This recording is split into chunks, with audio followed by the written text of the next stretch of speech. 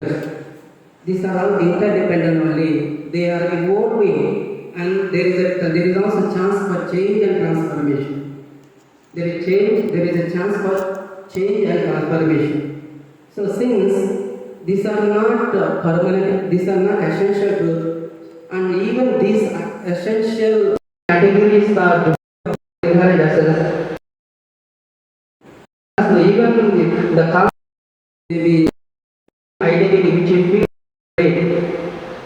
There is no these things are actually they are not essential truth, and even they are inherent of reality and so on. But one thing is that they are even the inequality, even if you take it, even the rich categories, rich who are very good and so on, who are that actually that identity, even that can be changed. Even the distinctions will be slowly changed when we apply the emptiness of all these distinctions.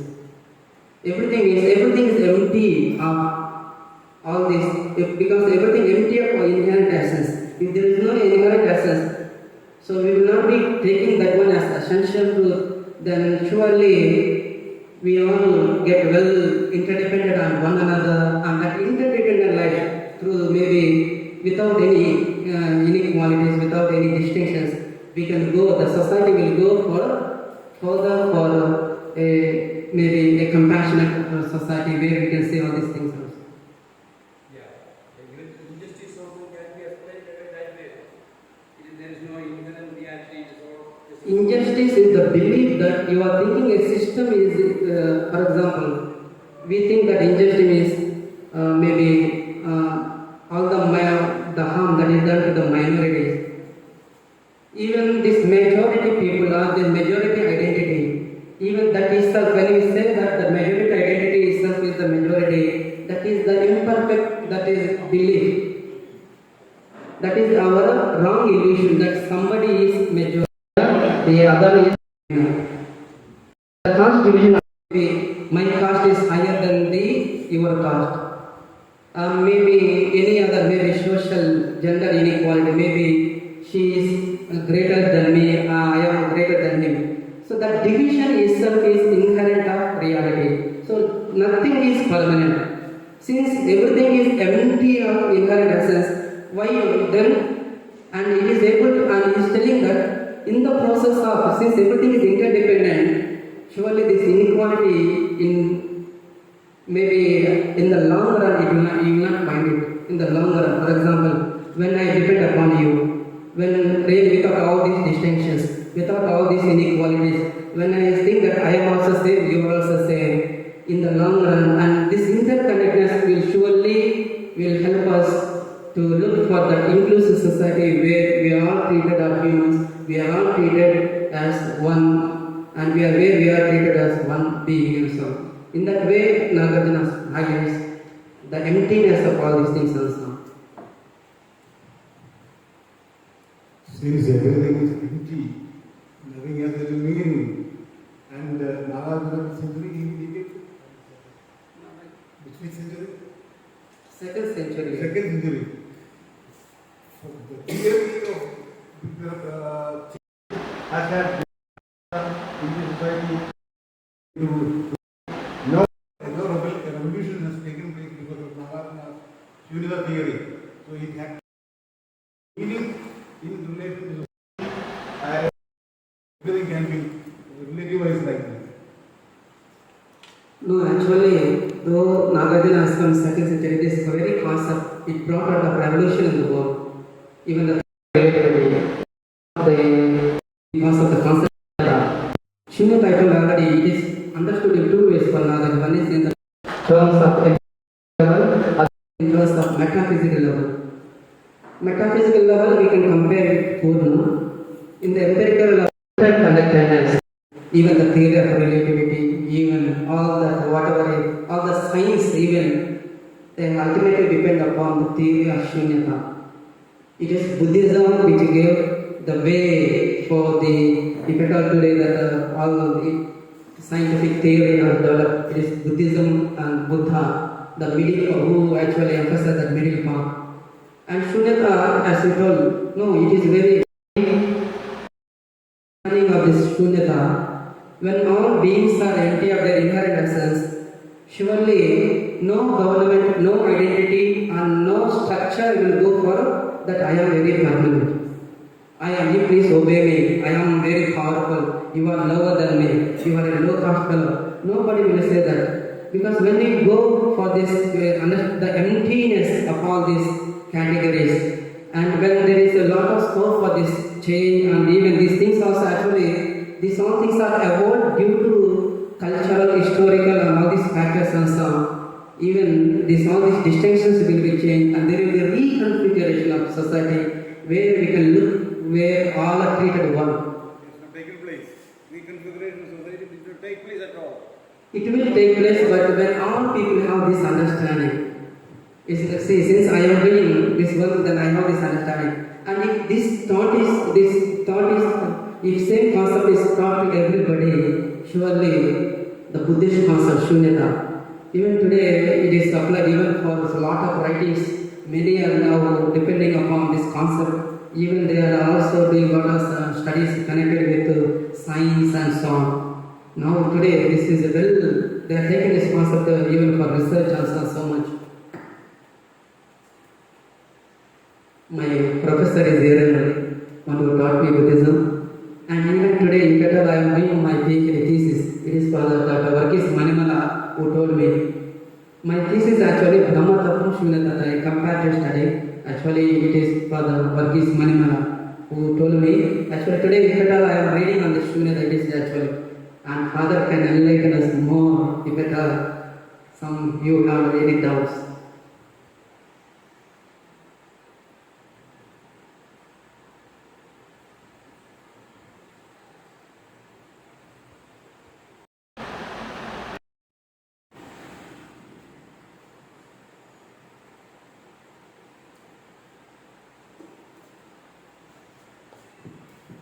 This religion has brought about a lot of social change in Asia, in Vietnam, in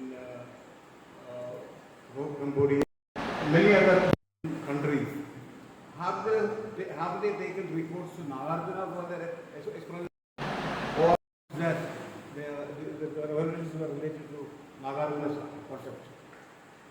Nagarjuna, is from Andhra Pradesh, he is from Amaravati, and in the beginning he was a Hindu, and later by looking at the life of Buddhism, he got converted. And most of his writings are written in Sanskrit and Pali. And even when you go to Sri Lanka, Thailand, and even his writings are well influential. Today, on his even we Andhra people, we are not doing research on him, but on the outside. But it is that there are already all the works, whatever he has written in Sanskrit and Pali, everything they are fully preserved, especially in Thailand and so on. In universities, this Nagarjuna, this person is very famous. Even many are coming to Madras University, even when we go to Banaras University. Even they come and they do on this person, especially if at all they take in India a Buddhist, it is big, they go for only. Many are doing research and taking this concept. Nagarjuna, I really appreciate that for the wonderful. There is no not even much more than Shankara's Advaita. But we are only, my question was only, can we apply so easy to the social changes? Sebastian was asking, so many centuries, nothing has happened, and so many centuries are gone. That means it is still we are in the what is called of a future still to come. Yes, with the help of the government, all the policy makers, if they take up this very concept, because the government and legal laws are just, it is not under us. But those policy makers really imbibe all these values, and if they really tell to the people, surely we can, through the concept of Shunyata also, we can find a lot of transformation. Of course, this is very old age, but through this also, but they should be little enlightened view taught, like as we are taught Bible, as we are taught Bhagavad Gita, as we are taught Quran and so on. Even the teachings of Buddhism also should be taught to everybody. That they will come to know that what Buddha and even Nagarjuna, especially the concept of Shunyata, is value, is dynamic. I missed your first part. So one difficulty is Nagarjuna is too intelligent. He was trying, his position is not nothing middle way. But then somehow he was forgotten. Or Shankara and others wanted to tell that happened to the actually the Nagarjuna is happening now. Yes. Nowadays in the modern day. Yes. Many think that Nagarjuna philosophy is a no view of reality, but it's not a no view of reality. It is not a no reality philosophy, but reality cannot be considered. Very highly. And also even it is very notion of Shunyata. Shunyata is not, as we understand, nothing. Not in that sense he talk about it. Here, I would compare him with Meister Eckhart. You may not know. Meister Eckhart of Germany, the mystic, great mystic of the 20th century. And he was like, he said, God is nothing. God is nothing. See, simply when you don't understand the term nothing, but he not mean God is simply there is no reality. And he gives the example for that. He puts from Acts of the Apostles, when Paul falling down from the horse, with his eyes open, he saw nothing. And he said, that nothing is God. So, in the similar is the very often Nagarjuna perception. You don't understand him fully because you are too intelligent. You pray for me because my thesis also a comparative approach between Shunya Tattva and Brahma Tattva. And that time there will be also fight between these RSS people, Hindu, because Shankara, it is who destroyed Buddhism. But I am going for that. Even Shunyata is also equal to the Brahman, the highest reality. So pray for me. And here, as we are really, you are all in a state of Shunyata, there also it will take place. But you pray so that through your prayers I can defend my thesis and I can. So thank you, dear brother. Beautiful presentation on the beautiful thoughts. And we go for the fifth presentation. We have amidst us Father Saji in Palani, OA from CAP. Father Saji holds a master's degree in biblical theology. Currently, he serves as a faculty member at Capuchin Vidya Bhavan in Kottayam. He is also teaching as visiting faculty at Vijnananilayam in Yeluru. His academic or Bridges Theological Scholarship with practical spiritual formation. This is reflected in his contribution to various peer-reviewed journals. As a former editor of Assisi magazine, the Malayalam monthly publication for the Saji developed in communicating complex theological concepts to diverse audiences. This skill particularly enriches his currently ministry conducting spiritual retreats for priests and religious communities throughout India. His retreats, grounded in biblical wisdom and the Franciscan tradition, are known for integrating contemplative practice with pastoral effectiveness. His academic work bridges theological scholarship with practical spiritual formation, reflected in his contribution to various journals. Through his teaching, writing, and retreat ministry, Father Saji continues to influence religious formation across India, emphasizing the vital connection between academic theology and lived spiritual experience. And we are glad to have him here. May I call upon him to present the fifth paper of the day.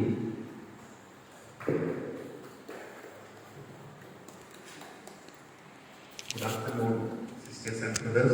Sisters are all gone. Not to close the time limit, I shall stick to the paper. This is a summary of a 12-page article. So I am straight away going to read from it. The subtitle actually captures the essence of the article, reinterpreting Christ's mission through a socio-political lens. Let me begin. Traditionally, Jesus is seen as fundamentally non-political. Yet, when viewed within the social realities of first-century Palestine, that is shaped by present dynamics and purity codes, many of Jesus' actions and teachings reveal strong political undertones. His action in the temple serves as a critical case study, which we will do at the last. Our understanding of Jesus' political stance depends significantly on how we define politics. A narrow definition confines politics to governmental engagement, gaining power or overthrowing regimes. This perspective leads to seeing Jesus as largely apolitical, since he neither sought governmental office nor promoted an anti-Roman revolt. However, a broader definition rooted in the Greek term polis, meaning city, and so politics concerns the shape and shaping of the city, extends politics to include shaping society's overall life and order. By this broader measure, Jesus' challenge to societal norms and advocacy of a new social order makes him political in the broad sense of the word. In this broader framework, many elements within the biblical tradition appear political. Ancient Israel's history, for example, includes the Exodus, a liberation from the oppression of Pharaoh and the establishment of an alternative community under Moses' leadership. The Torah's laws are directed not only at individuality but at structuring community life. The prophets condemning the ruling elite of Israel, deviation from God's vision. Modern scholarship increasingly recognizes this socio-political dimension in Jesus' life and teachings. To understand this shift, it's helpful to explore why Jesus has traditionally been viewed as non-political and what new perspectives are leading to a re-evaluation. 1. A narrow definition of politics. Many scholars have traditionally used a narrow definition of politics. For example, those who denied Jesus was a revolutionary equated being political with leading an anti-Roman rebellion. Since Jesus did not fit this mold, scholars concluded that he was not political. Eschatological interpretation. Jesus is frequently seen as an eschatological figure focused on the impending end of the world and divine judgment. This view assumes that since Jesus anticipated God's intervention, he had no interest in social or political reform within the existing world order. 3. Individualistic orientation of the scholars. Much of Jesus' scholarship has focused on individual piety, seeing Jesus' teachings as addressing personal questions of faith and morality rather than broader social or political issues. 4. Social location of scholarship. Historically, most Christian scholars were Northern Euro-American academics, largely white, male, middle class, and often affiliated with church-related institutions. Their social position shaped how they interpret Jesus' teachings, often filtering out socio-political implications. Recently, however, new voices and perspectives, especially feminist and liberationist approaches, have enriched the study of Jesus, by incorporating broader socio-political insights. This change is not due to new historical data, but rather a shift in perspective that allows us to see familiar information in a new light. Talking about the present society and the politics, political influence on the influence of Jesus in the politics of first century Palestine. Understanding the social context of first century Palestine reveals the depth of Jesus' socio-political messages. Palestine was a peasant society characterized by a small, wealthy elite who controlled land and wealth, extracting resources from a vast peasant majority. Social structure of a peasant society. In Galilee, large landowners controlled the agricultural economy, while in Judea, the high priestly families and aristocratic elites held power. Taxes were heavy, with estimates of Herod's rule placing them at 10 to 20%. When direct Roman rule began, Roman taxes added an additional 12.5%, and combined with the religious tithes, the net tax amounted to some 30 to 35% of total produce. Adding land rents for those without property, peasants saw some 60% of their income redirected to urban elites, highlighting the pervasive exploitation of the peasant class. Now, coming to Jesus' teachings on wealth.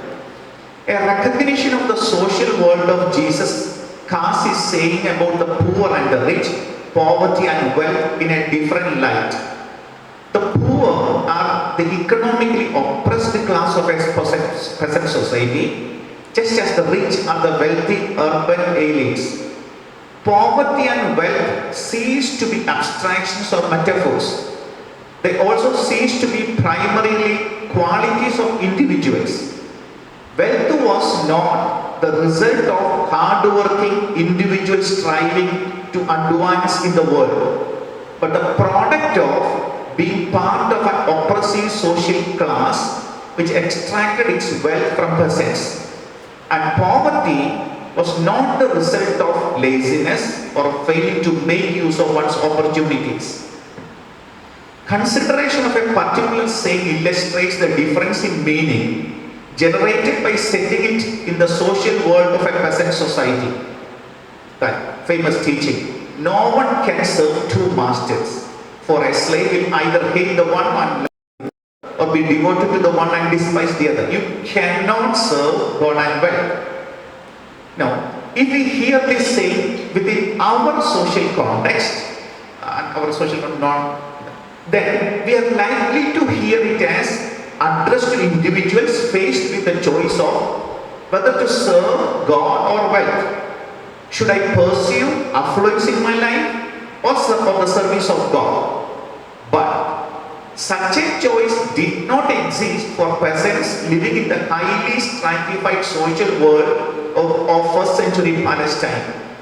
The statement is not advice directed to the undecided individual, but an indictment of a social class, the elites. The elites cannot serve the wealthy, cannot serve wealth and God together. That's the crux of the point. Now, third, the scribes and the elite practices.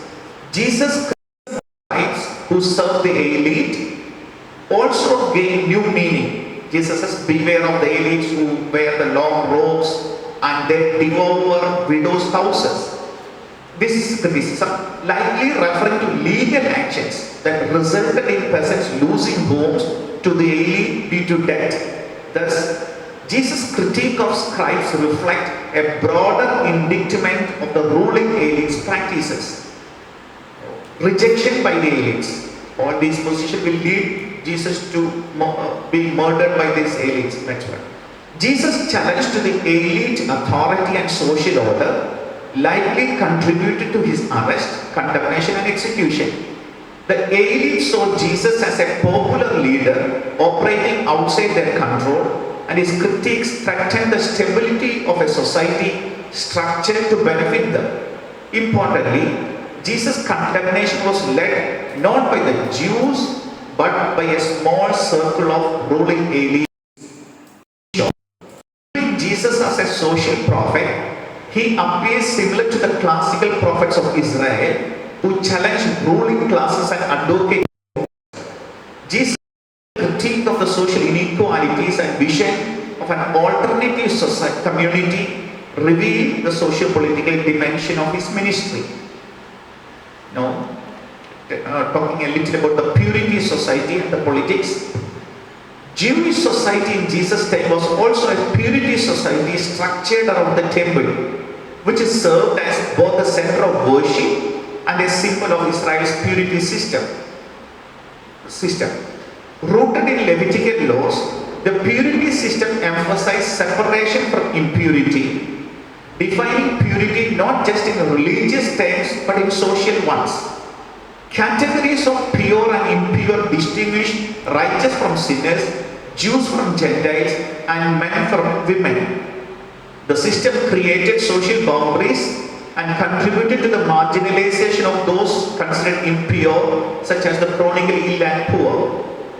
Elite are the ones who benefited from this, actually, economically.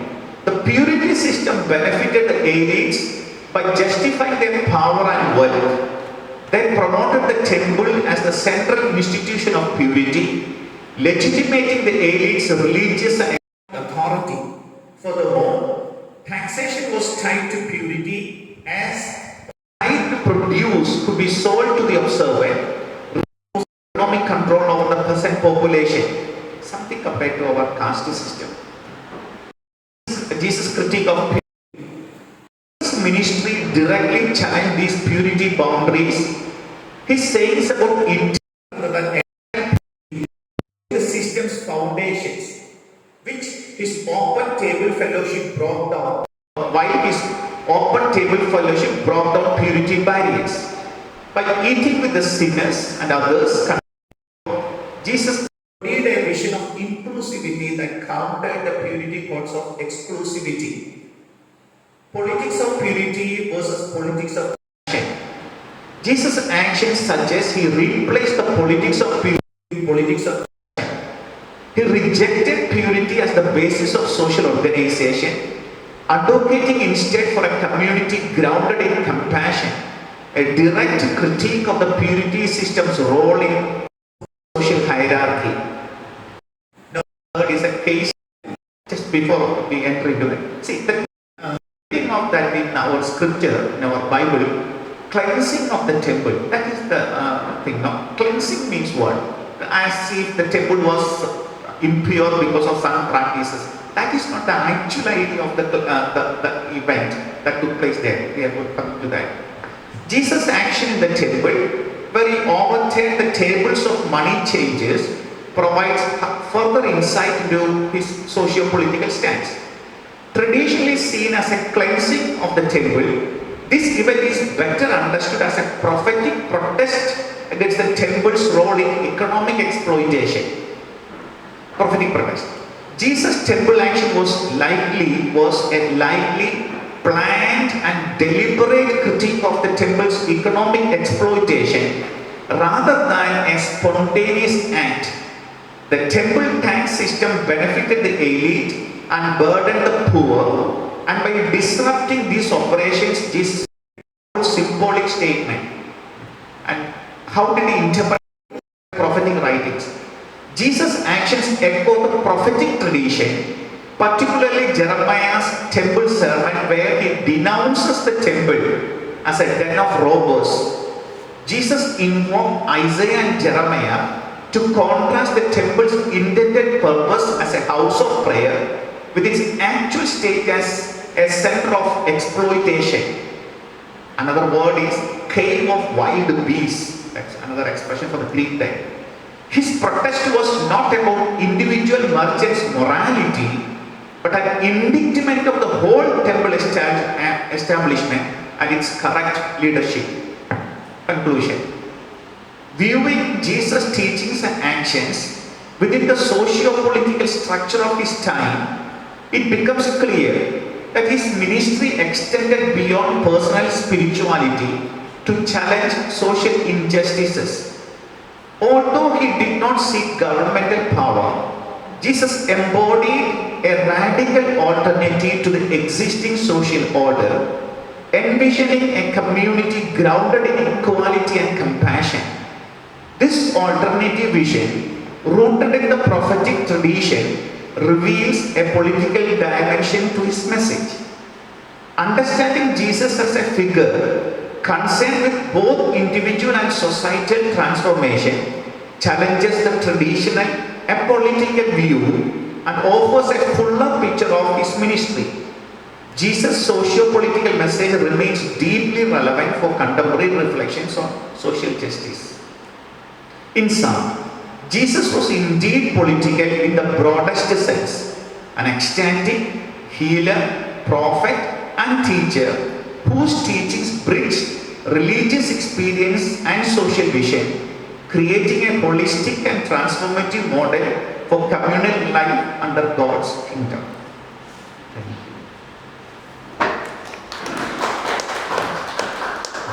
Thank you, dear Father, for your thought-provoking presentation on Jesus as liberator and political player. It's a time for questions and clarifications.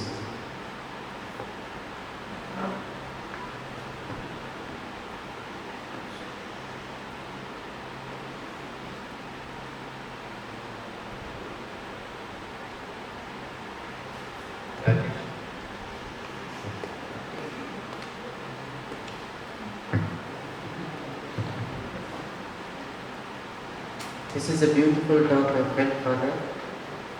Because we often see Jesus as a magic person.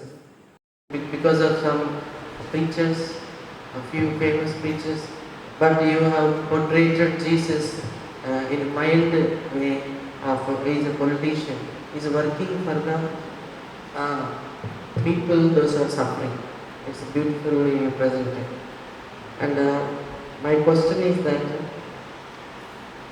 why, as he is understood in this way, why many of us doesn't preach this in our preachings? Rather, we only say certain things which we like and show Jesus in other way, like a magician. Just to, at that time, no, Jesus, a politician may not be that sound, because politician in our context, Jesus had a political positions is better, I think. Now, why don't we preach, Mark 1, 2, 3, Mark 3 chapters. That's the biography, the biography. So 1, 2, 3, third chapter, 3, 21, 22. Third chapter, 21, 22. His relatives thought he went out of his mind. His enemies thought that he was possessed by Beelzebub. So both his relatives and his enemies are turning against him. Are you willing to face that challenge? Then go for it.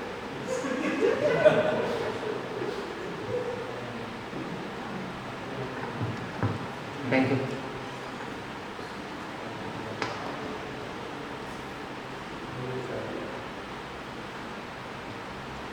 Thank you, Judge, for listening. The human side of Jesus. And all that, So what now at least we say Jesus' death was a political murder. It's not to be said, okay, I'm willing to die for the sake of liberating others from their sins. And quite often, in all our preaching, what is done is, Jesus wanted to save us from all our sins. I feel this can this is dehumanizing Jesus, according to me. Let him be really human. Why are you afraid of making Jesus truly? We are afraid he will lose his divinity. It's not you and I who confer divinity on Jesus. He becomes, in fact, as I believe, he becomes divine. And so therefore, he becomes also gradually diversified. So what I feel is very often we want to project Jesus somewhere up there and guiding us. No, he is here questioning him. See, that's why even Herod, Jesus, go and tell that fox. So he has that critical mind, so much so he could challenge others to new ways of thinking, new ways of interpreting justice, new ways of liberating the poor. That is the plan of Jesus according. It is surprising that sometimes the one who was so critical against the religious establishment was not that critical about the political establishment. That kind of an interpretation is very, very surprising for me. One who was so critical about the religious has to be critical against the oppressive system all the way. Now, the same thing you find in the church, the beginning of the church, Acts of the Apostles 17. The accusation against the church was that they were teaching against the laws of Caesar. This was the accusation against the first Christianity that you have in Acts 17. And Revelation 11, I think 11, Caesar was called beast, and Roman Empire was called as prostitute, bloodthirsty animal, things like that. So this is how we began. I totally agree.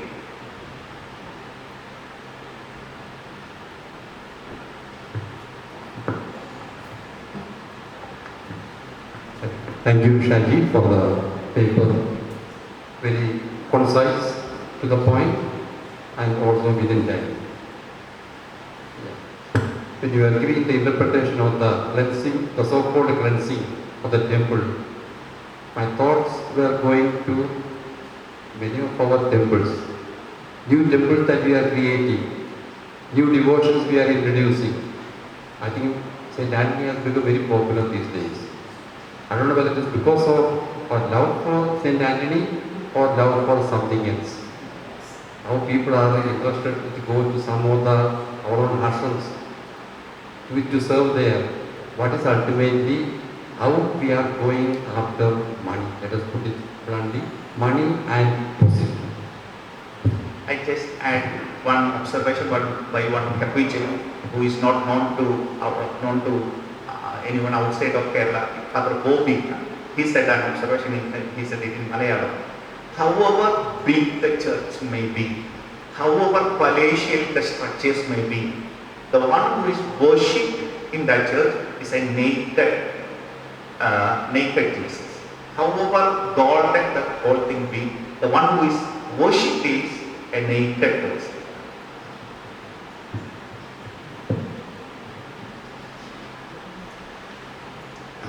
I appreciate Father beautiful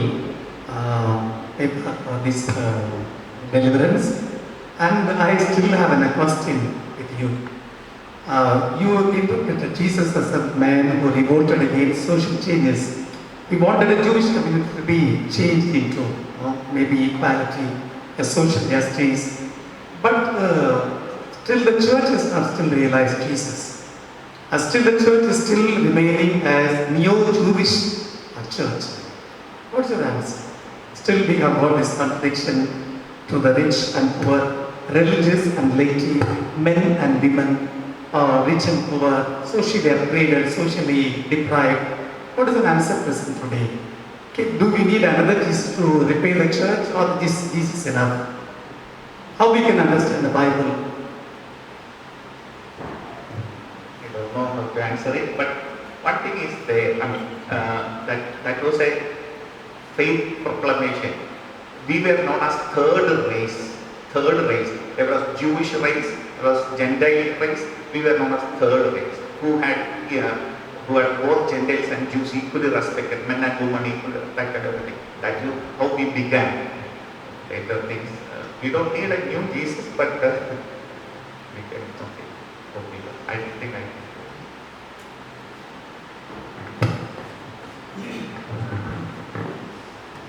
Father was asking a question. What I think the church has become something similar to the Jewish institution, religious institution of those days. Settled down with the PE, canon law, way rules and regulations, ceremonies, everything fixed, and hierarchy, things go on well. What we need now is rebels like Jesus to come and condemn, vote to you, break the rules, and change the systems. That's what I think.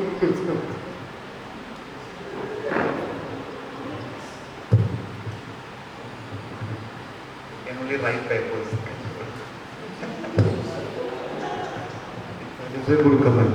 You cannot write papers. Father Bosco said also, we need revolutionaries like Jesus. Jesus was useless. Revolutionaries like Jesus, useless. Nagarjuna also was useless. Theory is really wonderful. Buddha is also useless. He has been wonderful in his theory and so on. What is required is transformation of society which works on different mechanisms, a different dynamic, social dynamic. That has been destroyed in the case of Christianity by Constantine takeover of it. For centuries after that, until 15th century, from 4th to 15th century, just person of Christ does at all. Only except in name and here and there by means of exceptions. Some things were there. After that, the Vatican II, again the same kind of thing, just became all the more harder with the Protestant Revolution, Reformation. It was supposed to be a reformation of the church and Christianity, but it was not a reformation for the Catholics. It was a reformation for the Protestants. So it became still harder. And that hardness has been little broken by Vatican II and the perceptions leading to Vatican II. And these perceptions, they remain as perceptions, they will become again useless. These perceptions have to change, transform into powerful assertions of the poor. When they assert their power, things will be different from how when the powerful assert. They assert for their benefits, what Bala said, all it is unreal. But when they assert, that unreality has got reality. And the poor have to assert their understanding. Another revolutionary is not required now. For the revolutionary Jesus is enough, but we must enable people to affirm their power against the power of the others. And now it is in a very difficult situation, and the church also has joined the other side, and here is a man until later on, he has done something to make the people to come together and organize. That is something that is required. In every seminary we should teach about the importance of organizing the poor. Then this will change. Until then, any number of revolutionary Jesus is useless. Something concrete, just to the brothers here, this is only for the brothers. Now, just to make a comparison, just for you to think a little bit. Let's consider, just for the sake of it, let's consider somebody from India, Saint Alfonso and Stanso. Just Saint Alfonso, she lived a very spiritual life, no doubt about it. But for the sake of our thinking reflection, but what was she against? Was that for that sake, Dominic Savio or anyone? What was she against?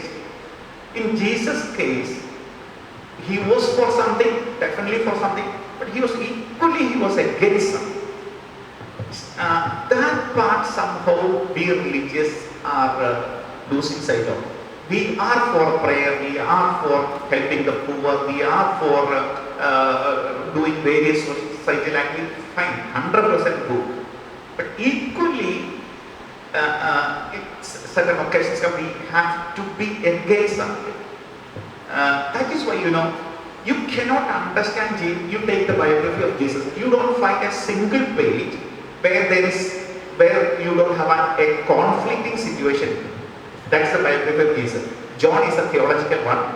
Otherwise, you don't find a single page on the biography of Jesus where you don't have some reference about some conflict. Just for our reflection. Thank you, Father, for your paper presentation. You have brought up very well political Jesus. Okay, he made a revolution that time. And now, politics in the church. How do you look at it? Similar to that of Jesus' intention, or it's getting being deviated from the intention of Jesus? That's what I think we said. His politics was not for gaining power. His politics was for an alternative way of living the reality and relating with one another and God. So politics for change, not for politics for power. Do you mean that in the church, this politics is only for power? At least as much as I know, mainly it's for power. But now, for stands for me, for example. I don't know how much. I know about the Suro Malabar Church in Kerala. He was not taken up. He was not celebrated. Definitely, he was. Whereas some others, I don't know, they are taken up, celebrated. I'm talking about the Kerala Church. Stands for me, practically no one discussed. Even in the church-related article materials. For example, sayings, not according to our understanding as politics. They also, through different actions, made influence, right? And can we take negatively as we look at the political? I don't know about the saints, so let me talk about the Paul. Cited as Saint Alphonse. Just for a simple example, now Philemon's, Paul's letter to Philemon, there he said to Philemon, consider Onesimus the slave as your brother. Those days, before Jesus born, Aristotle said slaves have no souls. Slaves have no souls. And then Paul says, consider Onesimus as your brother. That was a big rebellion, if you call it political revolution. That kind of an influence. Now Francis of Assisi definitely has brought in, like reformation of, he has brought in.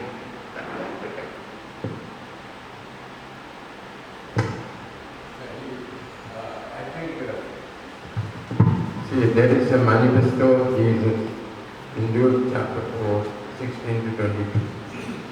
So we find what is its option and what are the goals he would like to achieve. So he, in that sense, somewhat the political struggle itself. He wants to show the struggle that he is willing to undertake. And therefore, don't say that Jesus did not have a particular goal. No, Jesus liberated the poor, setting the oppressed free. So all those kind of things are commission. That is the manifesto. So Jesus had a particular viewpoint, not half-assed, clear cut. Yeah. So in that sense also Jesus' political view is that.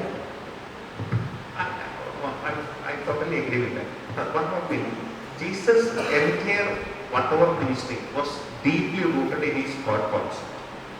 From there, everything blossomed out. It's very deep. Good afternoon, fathers, sisters, and brothers. A small question. I agree with all that you have taught us all through this day. And my question is, we have discussed about Jesus in different perspective. Jesus as a political player as well as the liberator for the oppressed. Connecting that to the present day society, be it to the religious and the church leaders of the day, how far are these religious people or we are also called to be liberators for the oppressed, be it in our educational institutions, be it in our parishes, or in different missions that we undertake. How far are we reaching the expectations of the people, faithful who trust on us, and how far are we able to reach the goal that Jesus has entrusted to us? That's first thing. And secondly, for the church leaders, one of the blocks that is kept for these church leaders to serve in the better way possible is many are restricted with certain laws by which the freedom of doing certain things are blocked. Be it, even if you look at the ministry, church ministry also, we are having certain rules which may not be applicable in all the places. Like in the city parishes, what is done may not be done in the villages. Certain rules that church keeps. How to overcome this and how far, where is the church standing in this liberating the object? See, I get your point, brother. There are a lot of improvements to be done in any institution. The same is the case with the church. But since we are all the time here also, we are all the time talking negatively about the church and all that, let me, from another angle, let me see it. Now, for example, you and I individually, we could, okay, when you become priest, we could handle a lot of money. We could make a lot of money. We are not doing it. Like that, there are so many religious, committed religious in the church. But institutions and all, it's a big deal. All the time we have to be really conscientizing about it. We should be aware of it, all that. But at the same time, is the church completely negative? I don't have that kind of an idea, please. For example, think of, I don't know much about us, think of the sisters. They are serving the poor, the mentally retarded, and things like that are happening, right? But at the same time, we are afraid of many things, so that kind of what you call revolution may not be happening. But in our own, at the confessional, I can say opposite things, something that at the confessional, there was someone who was coming to me, a homosexual. He was on the verge of committing suicide. I little bit consoled him. He is a medical professional now. So we can also, instead of going for big grand changes, in our own little world also, the way you treat a woman, the way you deal with a little child, we can definitely bring in these things. Not only look at the problems, also there are possibilities also equally available for us. That's how I see it. Maybe because I have grown more older, so I am more pragmatic.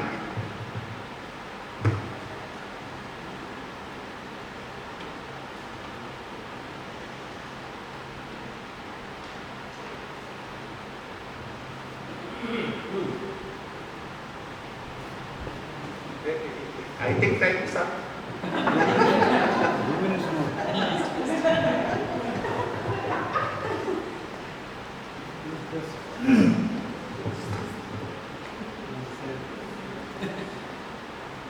The way you have presented Jesus as a political actor involved in politics for change of society, the church is not doing very much in that time for transformation of the society and the proclamation of the year of the Lord. It just cannot do that in the present situation. We can be happy with only small things, like you said in the confession.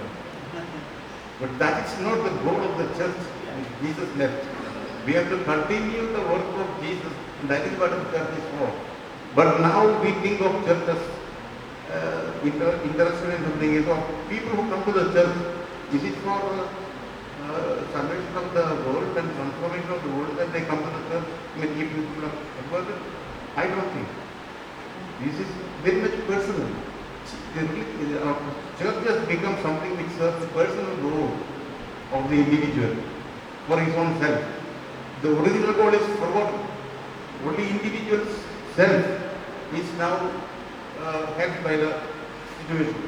As long as this situation goes on, as long as we don't lay the emphasis on the other side, not on the individual, but on the communitarian dimension of church being in society, we will never change. I totally agree with you. Our vision has to be global, and then we have to, the only thing we have to, in whatever way possible, we have to act on that vision. Totally agree. But practically, in my little context, what can I do? Those kind of a question has to be addressed. Instead of, what is the point in keeping on saying that church is not doing, church is, what, that has to be addressed at the, wherever it is possible. But what I, as a personal Capuchin can do, what my province can do, that kind of a discussion should definitely take place. Certainly. And that is the position we don't go to. I think of myself being a good Capuchin priest, a good doing good service to different people and so on. But I never think what I should do more, what the church should do in terms of bringing about a change in society and how our spirituality should be transformative. We don't think everything is individualistic terms reduced to individual person.